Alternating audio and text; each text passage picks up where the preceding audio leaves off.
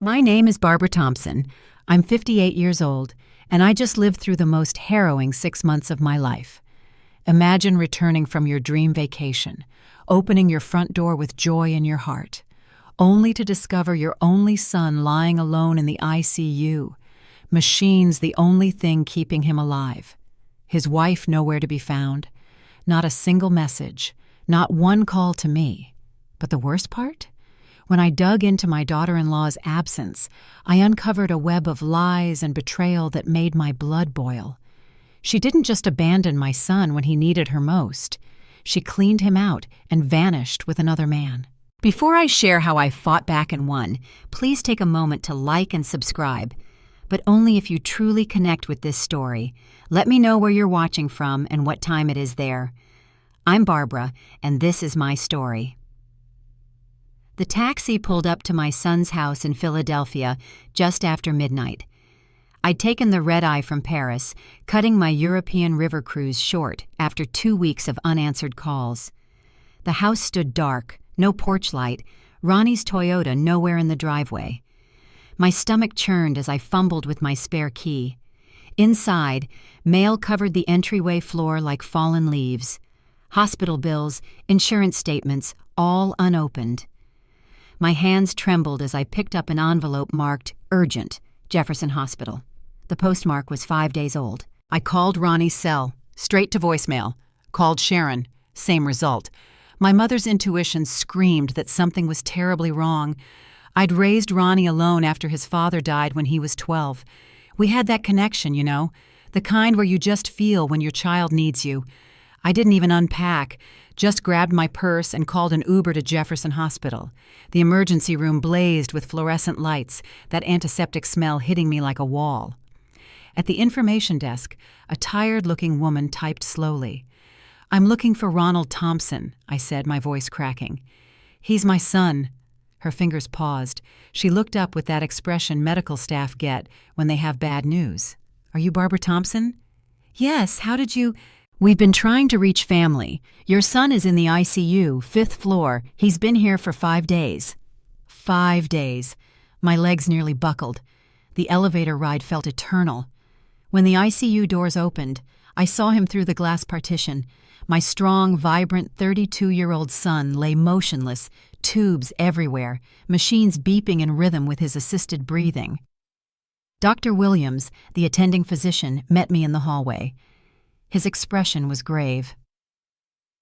"Mrs. Thompson, your son was in a severe accident on I-95. Traumatic brain injury, multiple fractures. We've managed to stabilize him, but—" He paused, choosing his words carefully. "The first 72 hours were critical. We tried repeatedly to contact his wife. Where is Sharon?" The question came out sharper than intended. The doctor exchanged glances with a nurse. "She was here the first day. She signed some papers, then we haven't seen her since." The nurse, a kind-faced woman named Maria, touched my arm gently. "I shouldn't say this, but—" She lowered her voice to a whisper. "Your daughter-in-law seemed more concerned about the insurance coverage than your son's condition. She left when we told her there was an issue with the policy." "An issue with the policy?" Ronnie was meticulous about insurance. He'd learned that from me after we'd struggled with his father's medical bills. Something was very wrong here. I spent the rest of that night holding Ronnie's hand, talking to him, praying. The monitors beeped steadily. The ventilator whooshed. But my son remained still. Where was his wife? Where was the woman who'd promised to love him in sickness and in health just 3 years ago? Dawn broke through the ICU windows when the administrative coordinator knocked softly. "Mrs. Thompson, we need to discuss your son's coverage. There's been a significant problem." The administrator's words hit like ice water. "The health insurance was canceled 3 days before the accident. The cancellation was processed by the primary account holder." "That's impossible," I said. "Ronnie would never—" "The primary was Sharon Thompson. She removed your son from the policy and canceled it entirely. 3 days before." The calculation of it made me sick. I wrote a check for $50,000 from my retirement savings to cover the immediate costs, my hand shaking with rage more than fear. After 30 years as a bank CFO, I knew how to follow money trails, and Sharon had just made a fatal mistake. I drove to Ronnie's house in Chestnut Hill, the spare key heavy in my hand. The place felt abandoned. In their bedroom, Sharon's closet stood empty, hangers scattered on the floor like she'd packed in a hurry. But she'd left Ronnie's laptop on the desk. I knew his password. He'd used the same one since college, his father's birthday combined with mine. The email inbox loaded slowly. Third message down. Unusual activity alert. Wells Fargo. My stomach dropped. The joint account had been drained.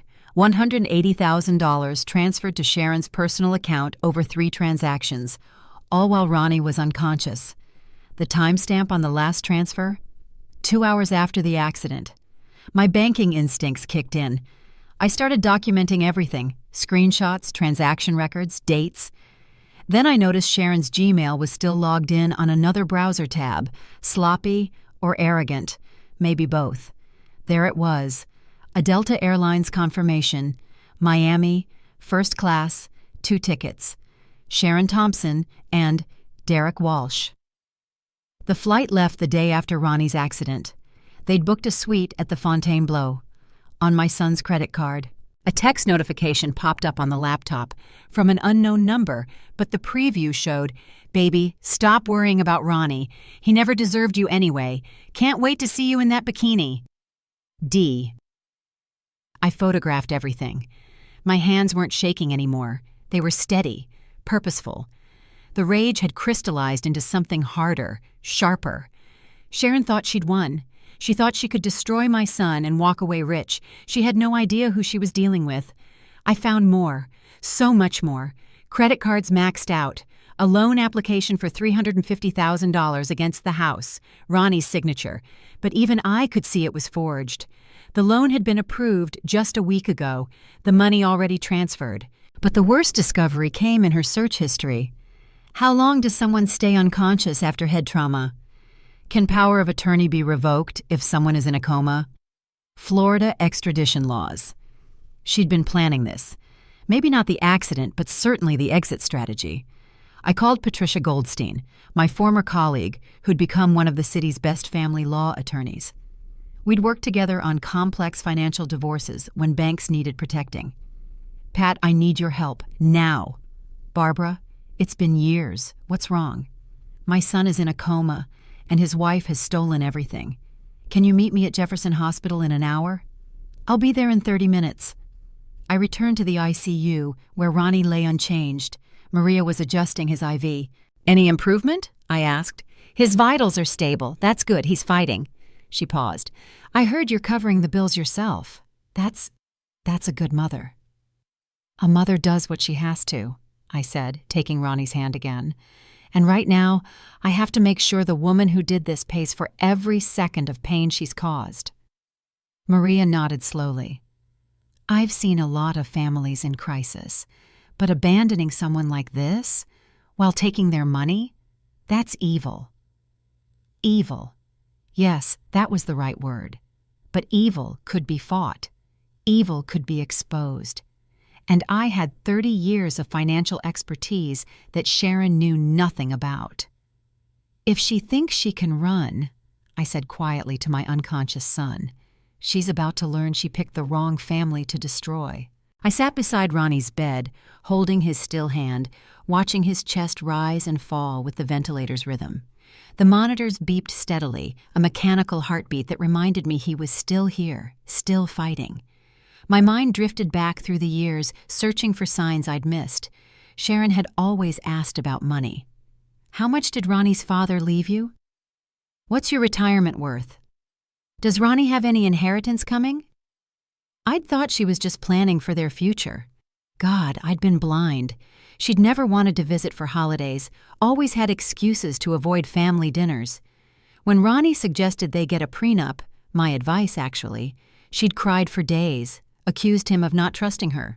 He'd caved, of course, my sweet, trusting son who saw the best in everyone. Patricia arrived in 30 minutes as promised, her silver hair pulled back in the same no-nonsense bun she'd worn for decades. She took one look at my face and pulled me into a hug. "Tell me everything," she said. I showed her the evidence. Every screenshot, every transaction, every forged document. Pat's expression grew darker with each revelation. "This is wire fraud, forgery, identity theft," she said. "Federal crimes. But Barbara, we need to move fast. She could transfer the money offshore." "What do I do?" "First, we file for an emergency freeze on all accounts. I can have that in front of a judge within hours. Second, we need power of attorney for Ronnie." I reached into my purse, pulling out a folder I'd grabbed from the house. I still have the durable power of attorney from when he was single. He never revoked it. Patricia's eyes lit up. "He never revoked it? Barbara, that's gold. Sharon might not even know it exists." "There's more," I said, my voice dropping. "Pat, I found something else in the house." I showed her the mortgage documents. She forged his signature for a $350,000 loan against the house. The money's already gone. Patricia whistled low. "That's another federal crime. This woman isn't just a gold digger. She's a criminal." She pulled out her phone. "I'm calling Jack Morrison at the FBI. We were in law school together. This crosses state lines, Pennsylvania to Florida. That makes it their jurisdiction." While Patricia made calls, I sat back down with Ronnie. His hand felt warm in mine, alive despite the stillness. "I'm going to fix this, baby," I whispered. "Your mother's got this." Dr. Williams stopped by during rounds. "There's been some improvement in his brain activity," he said. "Small but measurable. Keep talking to him. Sometimes that helps." After he left, I pulled out my phone and started my own investigation. Sharon's Instagram was still public. There she was, posted just 6 hours ago, champagne glass raised on a yacht in Miami Beach. The caption, "Living my best life. Sometimes you have to choose yourself. At New Beginnings. #finally free." The comments were from friends congratulating her on her brave decision to leave her toxic marriage. My blood boiled. Toxic? Ronnie had worshipped her. Then I saw him in the background of one photo, Derek Walsh. I did a quick search. Real estate agent, Miami. Multiple complaints with the Better Business Bureau. A lawsuit for fraud from 3 years ago, settled out of court. Patricia returned, her face grim but determined. "The judge signed the emergency order. All accounts are frozen as of..." She checked her watch. "Now. Sharon can't access a penny, and Jack's opening a federal investigation." "What about the house?" "We'll file to reverse the fraudulent loan. With the forged signatures, it should be straightforward. But Barbara..." She sat down beside me. "This is going to get ugly. Sharon will fight back." "Let her," I said, my voice steel. "I spent 30 years in banking dealing with criminals who thought they were smarter than the system. She's about to learn what happens when you steal from my family." Patricia squeezed my shoulder. "That's the Barbara I remember, the one who took down that embezzlement ring at First National." "That was business," I said, looking at my son's pale face. "This is personal." "If she thinks she can run," I continued, "she's already lost. I know exactly where she is, who she's with, and how much she's spent. And tomorrow, she's going to wake up to find every cent frozen." Patricia's law office buzzed with activity at 7 the next morning. 3 paralegals worked on documentation, while Pat herself commanded the war room we'd set up. I'd barely slept, but adrenaline kept me sharp. "The freeze order is in effect," Patricia confirmed. "Sharon tried to use Ronnie's credit card at Neiman Marcus Miami an hour ago. Declined." "Good. Let her feel the first sting." "What's our next move?" I asked. "We file everything simultaneously. Civil suit for conversion of assets, criminal complaints for wire fraud and forgery, and an emergency petition for sole power of attorney." Patricia spread the documents across her desk. "But we need more evidence of intent." "I have an idea," I said. "What if we hire a private investigator? Someone in Miami who can document what she's doing with the money." Patricia smiled. "Already ahead of you. Mike Castellano, former Miami PD. He owes me a favor." She dialed a number. "Mike? Pat Goldstein. I need surveillance on a subject in Miami Beach." "Yes, immediately." Within an hour, Mike called back. "Your subject is staying at the Fontainebleau penthouse suite. $2,000 a night. She's with Derek Walsh. I know him. Small-time con artist, preys on wealthy women. They've been hitting the clubs, buying jewelry, living large.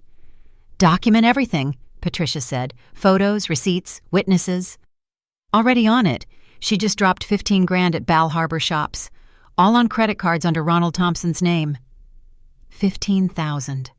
While my son fought for his life. The federal courthouse in Philadelphia was our next stop. Patricia had arranged an emergency hearing with Judge Catherine Morrison, no relation to Jack at the FBI, but equally tough on financial crimes. Your Honor, Patricia began, we have evidence of systematic financial abuse and abandonment.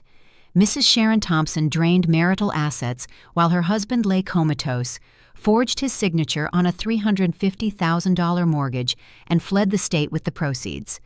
The judge reviewed our evidence, her expression growing sterner with each page. This is deeply disturbing. Where is Mrs. Sharon Thompson now?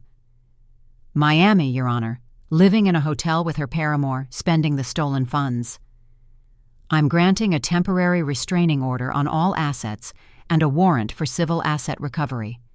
Mrs. Thompson, as power of attorney, you have full authority to reverse all fraudulent transactions. The judge's gavel came down hard. I'm also referring this to the district attorney for criminal prosecution.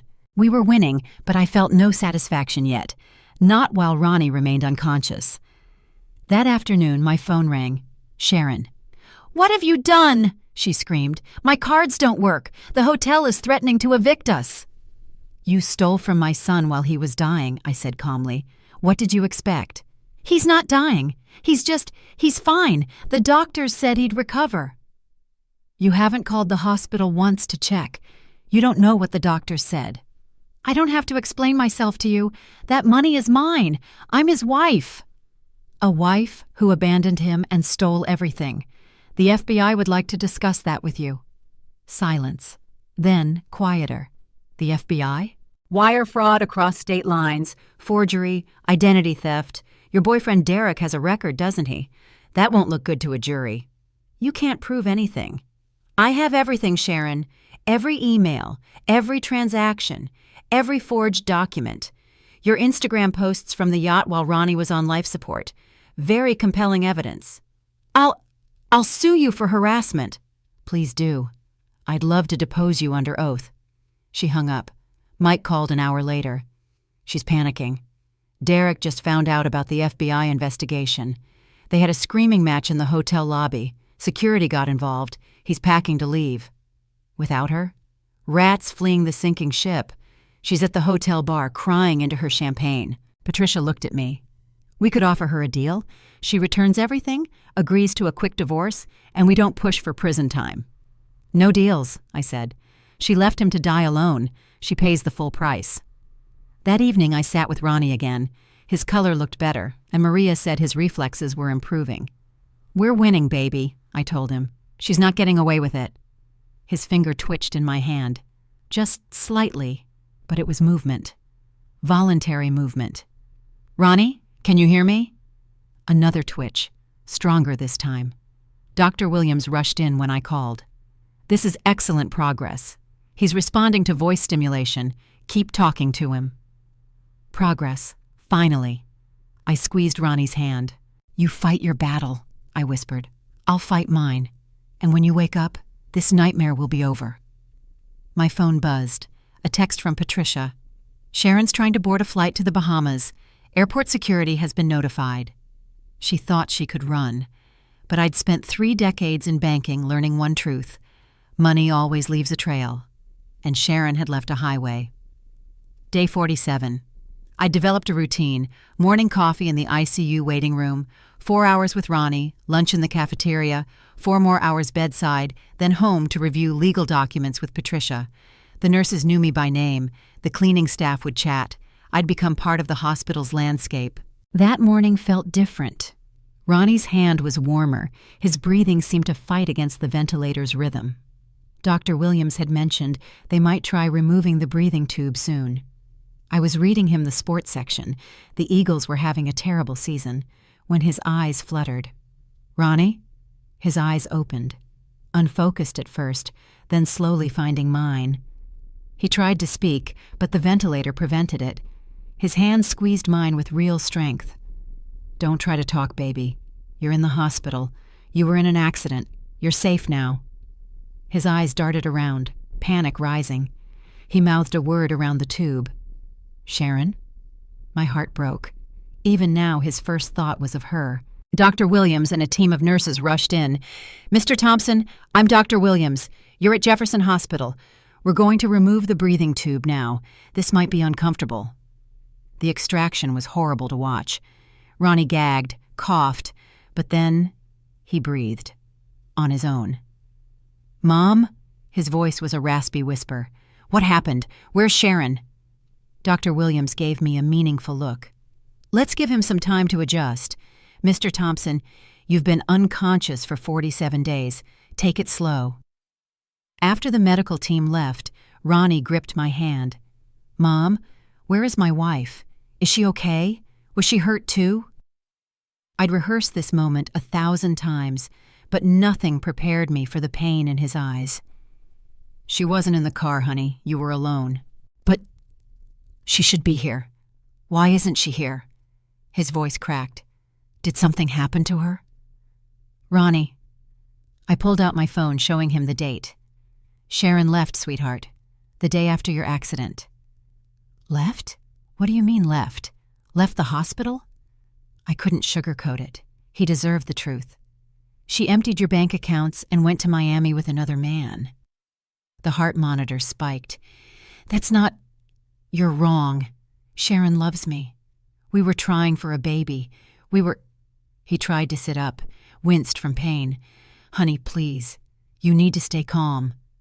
Show me proof. You never liked her. You're making this up." The accusation stung, but I understood.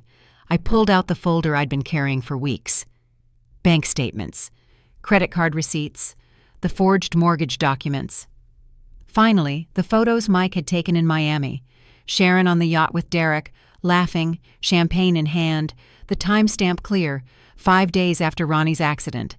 He stared at each document, his face crumbling. She took everything? $180,000 from your joint account, maxed out your credit cards, forged your signature on a $350,000 mortgage. The house? She mortgaged our house? While you were in a coma, yes." He was crying now, silent tears rolling down his cheeks. "I loved her, Mom. I gave her everything. Why would she..." I climbed onto the bed beside him, careful of his injuries, and held him like I had when he was small. "Because some people are broken, baby. It's not your fault. I should have seen it. You warned me she was always asking about money. You saw the good in her. That's not a flaw, Ronnie. That's what makes you you." We stayed like that for an hour. My son sobbing out 3 years of love turned to betrayal. The nurses discreetly avoided the room, giving us privacy. Finally, he pulled back, wiping his eyes. "What's being done? The police?" "The FBI is involved. Wire fraud, forgery, identity theft. She's been arrested, out on bail. There's a restraining order on all assets. Patricia Goldstein is handling everything." "Aunt Pat?" "Good." He was quiet for a moment. "Mom, the night of the accident, I remember something." My pulse quickened. "What do you remember?" "Sharon insisted I drive that night. I'd worked a 12-hour shift, told her I was exhausted. But she said she'd had wine at dinner, couldn't drive. Except, I never saw her drink anything." "Are you sure?" "She ordered wine but didn't touch it, said it tasted off. And she kept texting someone, smiling at her phone. When I asked who, she said it was her sister. But her sister lives in Seattle. It would have been past midnight there." "Ronnie, this is important. Did anything happen to the car?" The brakes felt weird. Soft. I mentioned it to Sharon the day before, said I'd take it to the shop. She said I was being paranoid. My blood chilled.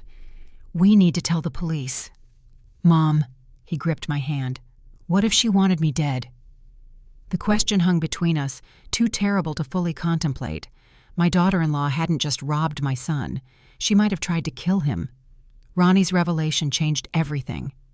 I called Patricia immediately, then Detective Raymond Chen from Philadelphia PD, who'd been assigned to the financial crimes case. "We need the car examined," Detective Chen said. "Where is it now?" "Impound lot," I replied. "It's been there since the accident." "I'll get a warrant. If the brakes were tampered with, that's attempted murder." While the detective worked on the car, I dug deeper into Sharon's activities before the accident. Ronnie had given me his phone, miraculously unbroken, and his passwords. What I found made my stomach turn. 2 months before the accident, Sharon had purchased $1 million life insurance policy on Ronnie. She was the sole beneficiary. The first premium payment? Made with Ronnie's credit card, of course. "Mom," Ronnie said from his hospital bed, "there's something else. Check her Google searches on the laptop." I'd already seen some, but went deeper into the history. 2 weeks before the accident. How do car brakes work? Brake line fluid leak symptoms.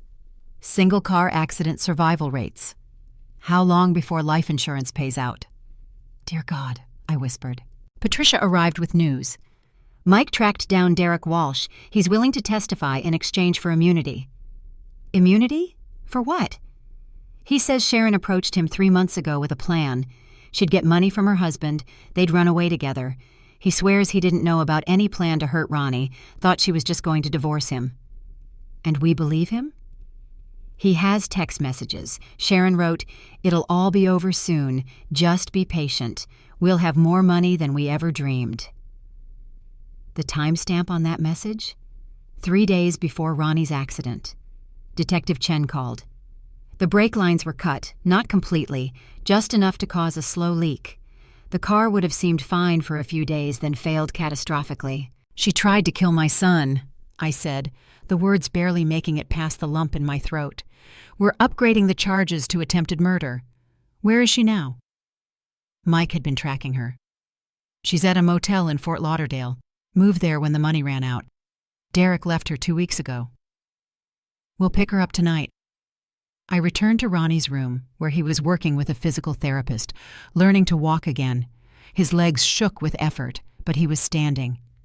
"That's it, Mr. Thompson," the therapist encouraged. 3 more steps." He managed 5 before exhaustion took over. Progress. After the therapist left, I told him about the brake lines. His face went pale. "She actually tried to kill me?" "The police think so. They're arresting her tonight."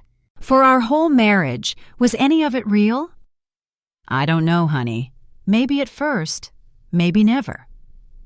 That evening, Patricia called with news that shocked even her. "Barbara, you're not going to believe this. I was reviewing Sharon's background for the trial. Her name isn't Sharon Miller." "What?" "It's Sandra Mitchell. She's been married twice before.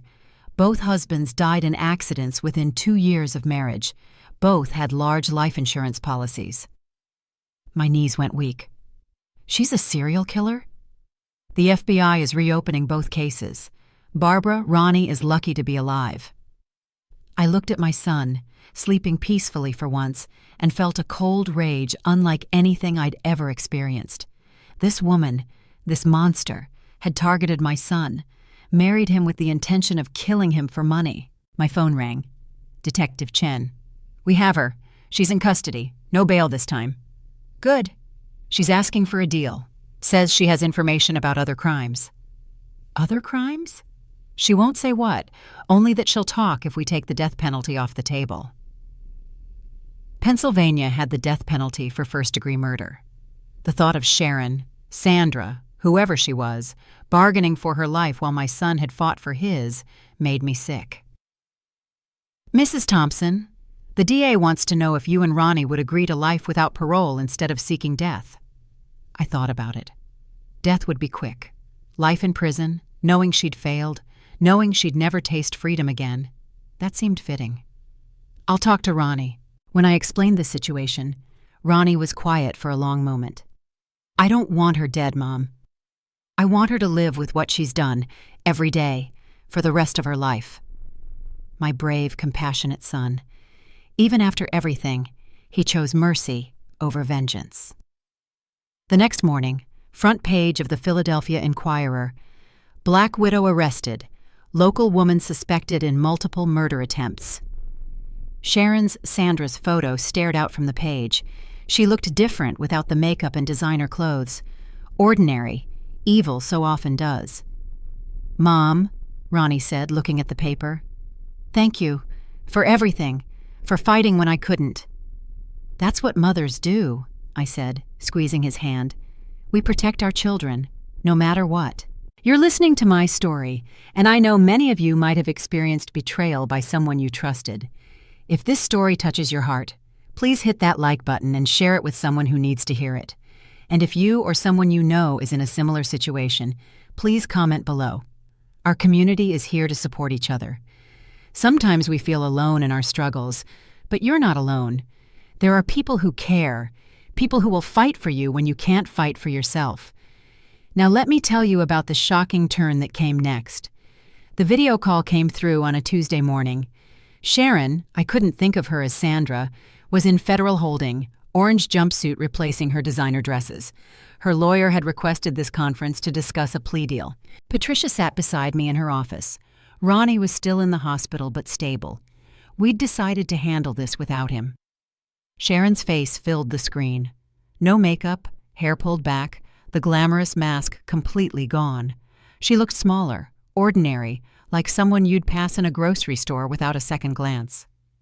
"Hello, Barbara," she said, her voice flat. "Sharon, or should I call you Sandra?" "Sharon is fine. It's legally my name now." The audacity. "You tried to kill my son." "That's what they say." The brake lines were cut. "You bought life insurance. You researched accidents. We have everything." She was quiet for a moment. "You always were smart. I told Ronnie you'd be a problem." "A problem? For trying to protect my son from a murderer?" "I'm not a murderer. No one died." "Not for lack of trying. And what about your previous husbands?" Her lawyer, a tired-looking public defender, interrupted. "My client is here to discuss a plea arrangement." Patricia leaned forward. 25 to life for attempted murder, plus 15 years for fraud, to run consecutively. That's our offer." "That's 40 years minimum." Sharon's composure cracked. "I'll be 70 before I'm even eligible for parole." "You tried to kill my son for money," I said. 40 years is merciful." "He wasn't supposed to survive," she snapped, then caught herself. Her lawyer winced. "Sharon, please." But the mask had slipped. The real Sharon was showing through. "You planned everything, didn't you?" I said. "The marriage, the insurance, the accident. You want to know the truth?" Sharon leaned toward the camera. "Your precious son was easy. So desperate for love after Daddy died. So eager to give me everything. The house, the accounts, the credit cards. He practically threw money at me. He loved you. He loved the idea of me. The pretty wife, the future mother of his children. He never saw the real me. And what is the real you? A survivor. I grew up with nothing. Trailer park trash, that's what people called me. I learned early that the only way up was to take what I could get. By killing people? By being smart. Your son wasn't smart. He was weak." Patricia grabbed my hand under the table, keeping me from lunging at the screen. "Weak?" I said, my voice deadly calm.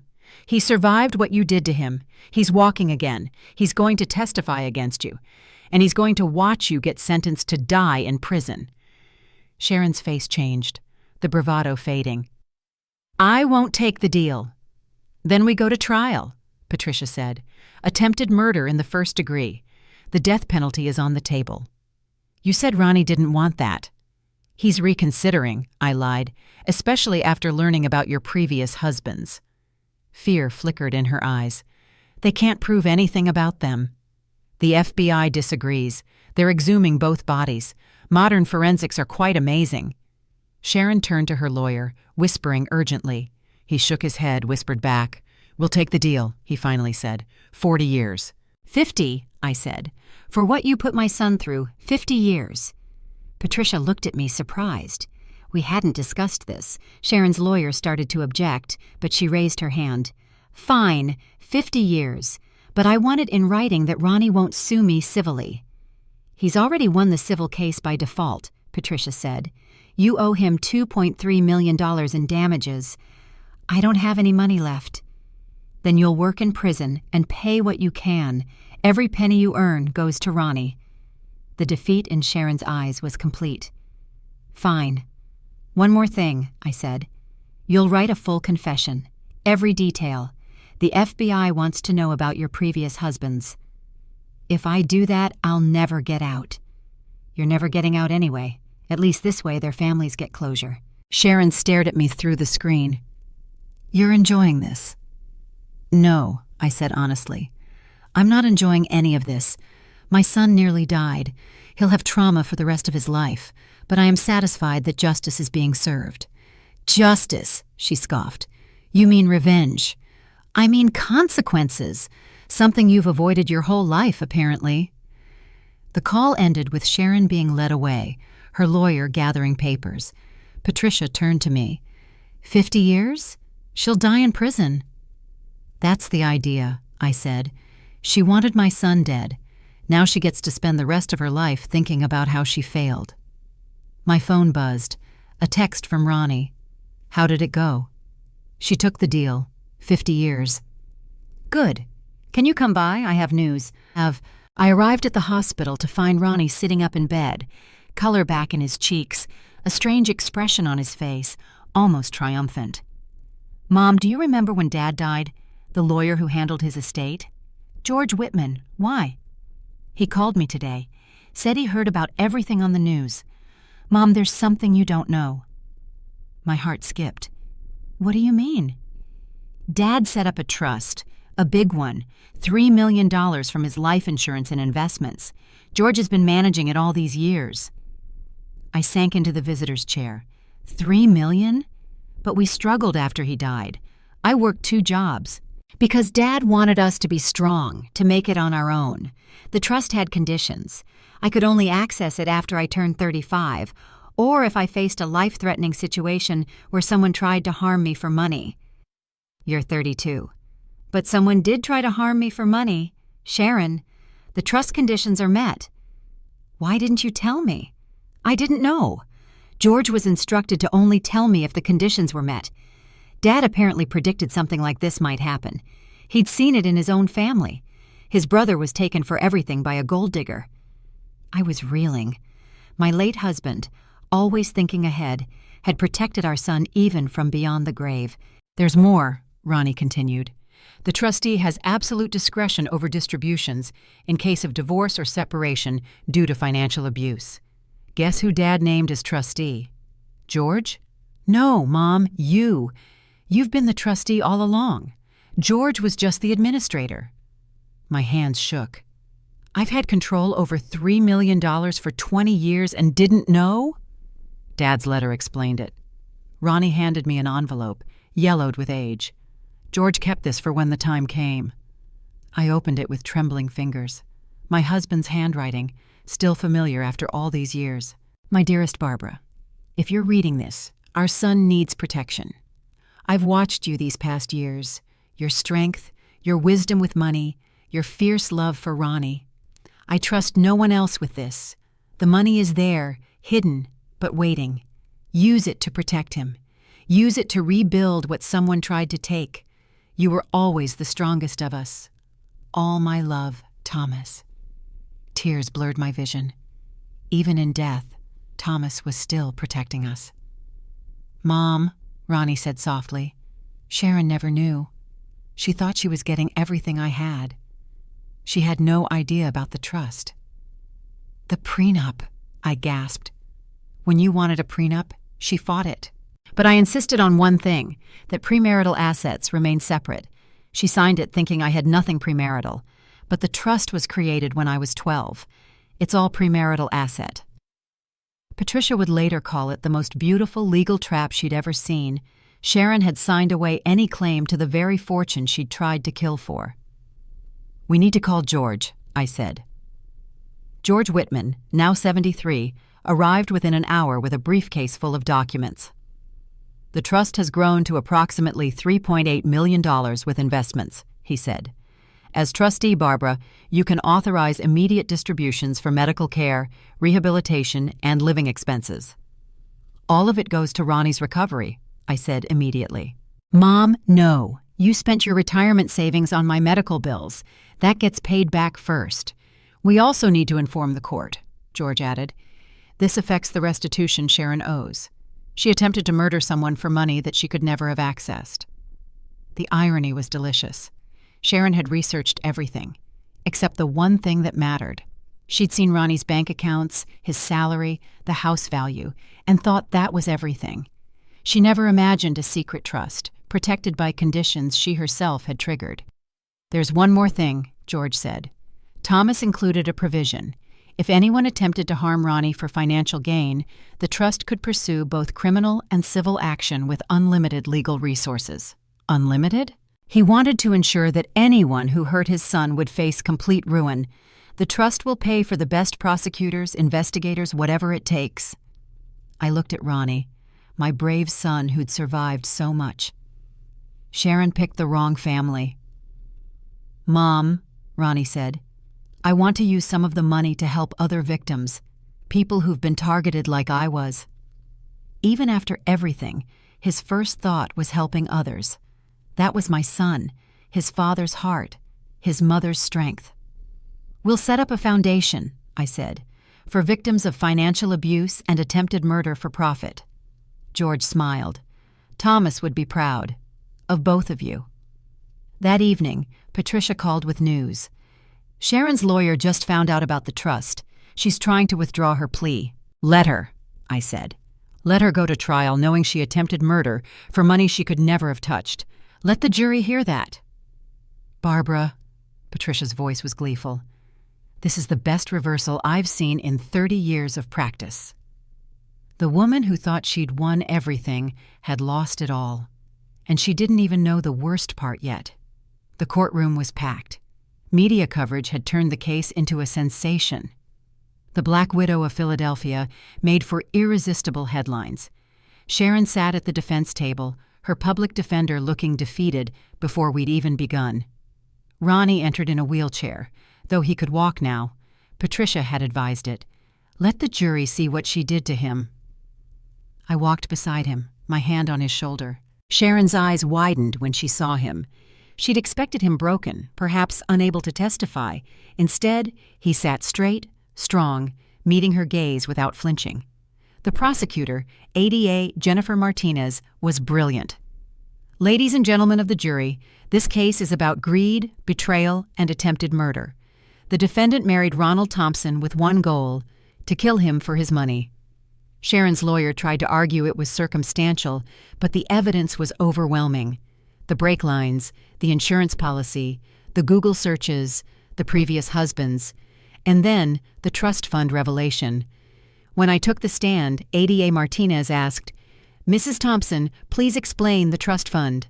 My late husband established a $3 million trust for our son. The defendant never knew it existed.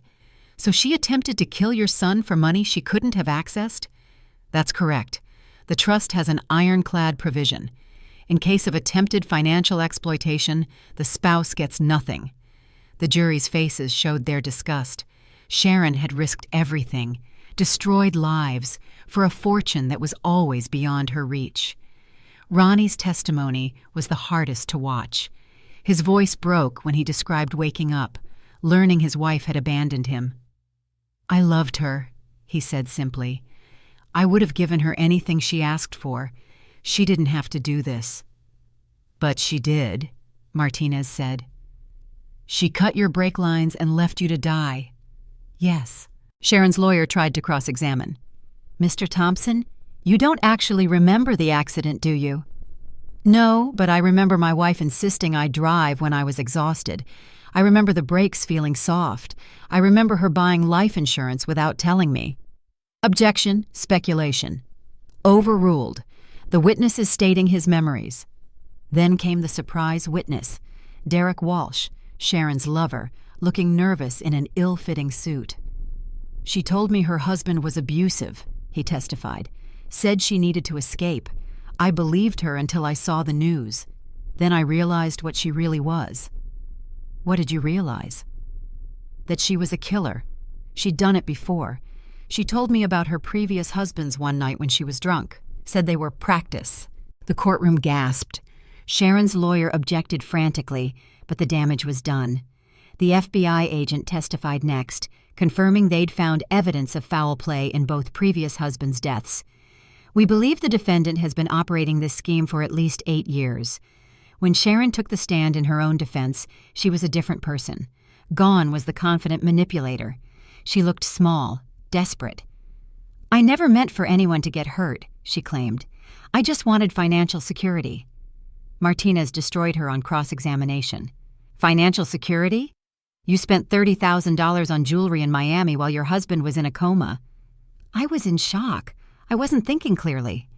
"You were clear enough to forge his signature on a mortgage." "I needed money for his medical bills." "Which you spent on a penthouse suite and champagne?" Sharon had no answer. The jury deliberated for less than 2 hours. Guilty on all counts: attempted murder in the first degree, wire fraud, forgery, identity theft. The judge's sentencing came 2 weeks later. "Mrs. Mitchell, I refuse to call you Thompson. You are a predator. You targeted vulnerable men, married them, and attempted to kill them for money.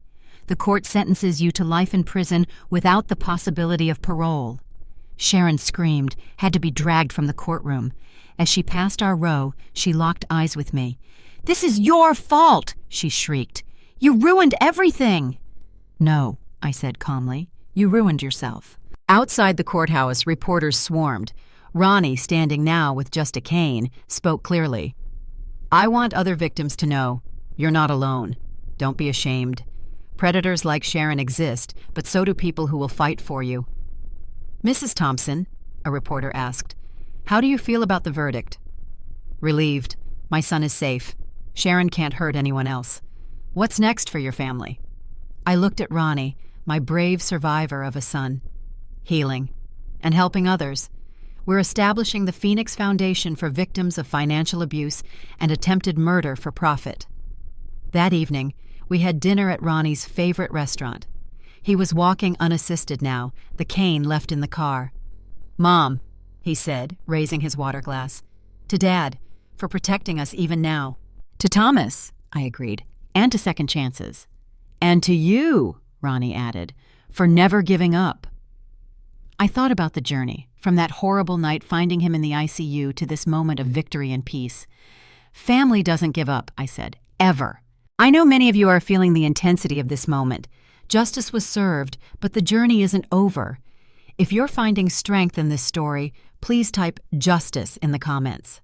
And if you know someone who needs to hear this, a mother, a wife, or anyone facing financial abuse, please share this video with them. Sometimes one story can change a life, give someone the courage to fight back. Your support means everything to families like mine who face these battles. Now let me tell you about the miracle that happened next. 6 months after the trial, our lives had transformed completely. Ronnie had recovered beyond all medical expectations. Walking, working, living. The physical scars were fading, though the emotional ones would take longer. The Phoenix Foundation launched on a rainy Tuesday in September.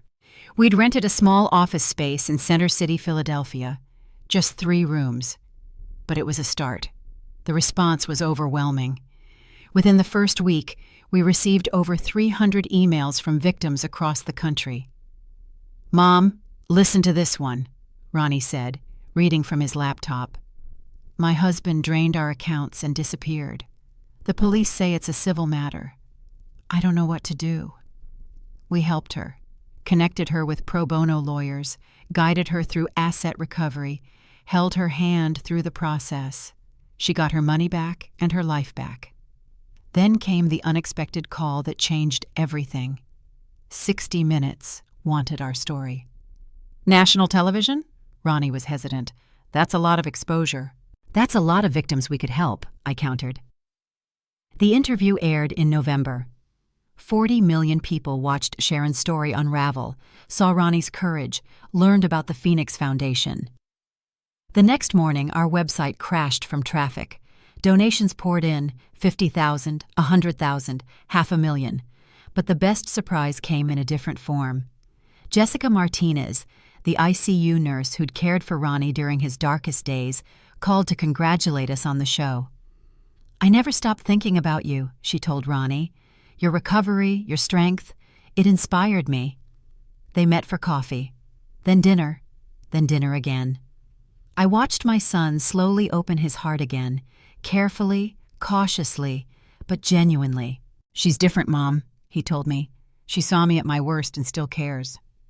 "That's how you know it's real," I said. The Phoenix Foundation grew. We hired staff, real lawyers, financial advisors, therapists. We created a handbook, Surviving Financial Predators, a guide. It became our most requested resource. 1 year after the trial, we held our first fundraising gala. 300 attendees, including judges, prosecutors, victim advocates. Ronnie gave the keynote speech. "A year ago I was dying," he began. "Not just physically, but spiritually. The woman I loved had tried to kill me for money. I wanted to give up. But my mother wouldn't let me. She fought when I couldn't fight. She stood when I couldn't stand. She showed me that love isn't just a feeling, it's an action.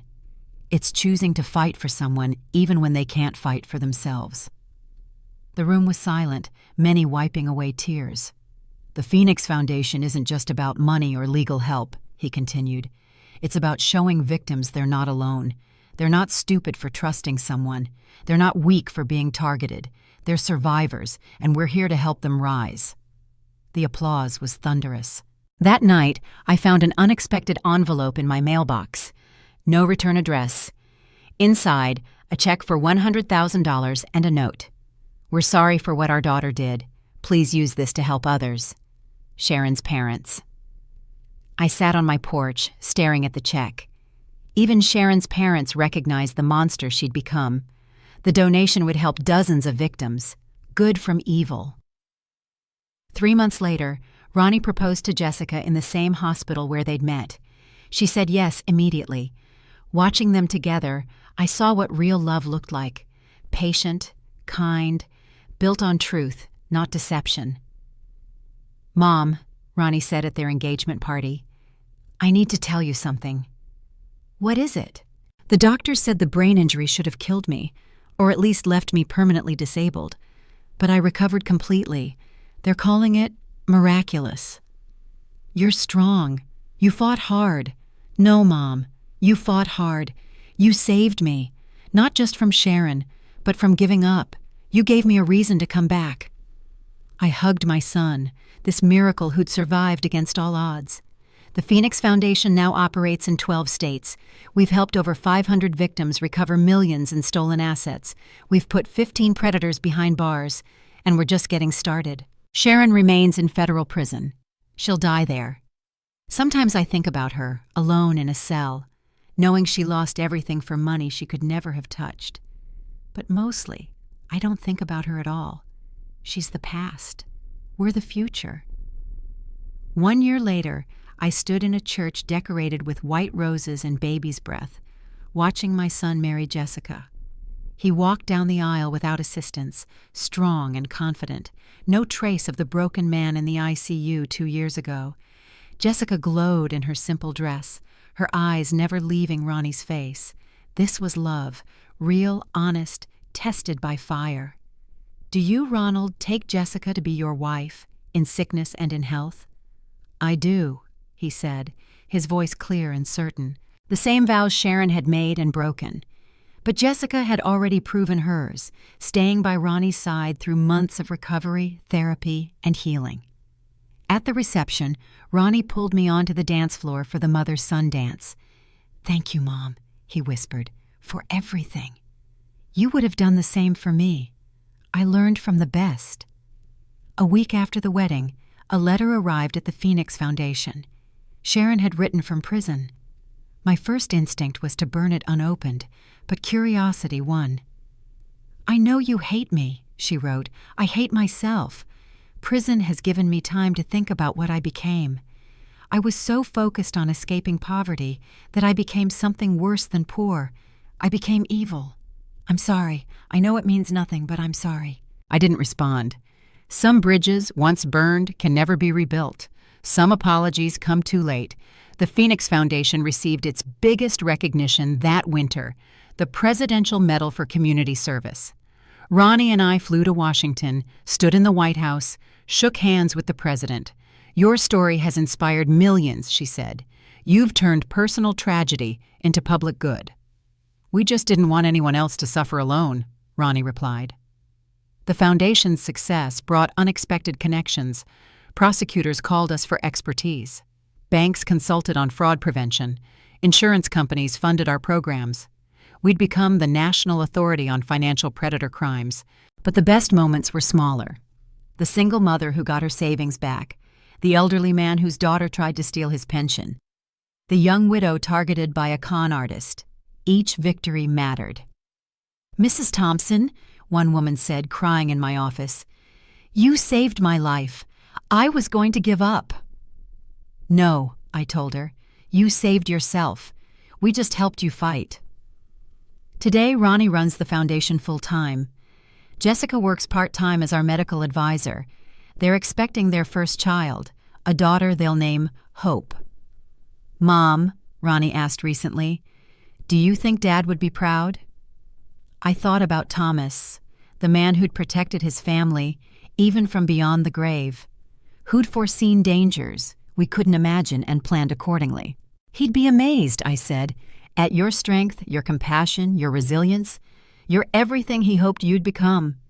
The Phoenix Foundation now has a permanent endowment of $50 million. We've helped over 2,000 victims. We've trained law enforcement in 400 departments. We've changed laws in 17 states. And it all started with a mother who refused to let her son face injustice alone. Sometimes I think about that night in the ICU, holding Ronnie's hand, not knowing if he'd survive. The fear, the rage, the determination that filled me. I wouldn't wish that experience on anyone, but I'm grateful for what it taught me, that love isn't passive, love fights, love protects, love never gives up. Sharon thought she was targeting weakness. She found strength she couldn't imagine. Every morning, I receive emails from victims who found hope through our work. Every evening, I watch my son with his wife, building the life he deserves. Every night, I thank Thomas for his foresight and God for Ronnie's survival. We rose from the ashes. We became the Phoenix. Sometimes you have to fight to protect the ones you love. Thank you for listening to my story. If you or someone you love is facing financial abuse, please don't stay silent. Seek help. You deserve protection and love. Like and subscribe if this story inspired you. And comment Phoenix if you believe in the power of rising again. I read every comment, and our foundation responds to every request for help. Remember, you're not alone, you're not weak, and you deserve justice. Until next time, this is Barbara Thompson, reminding you that love always wins.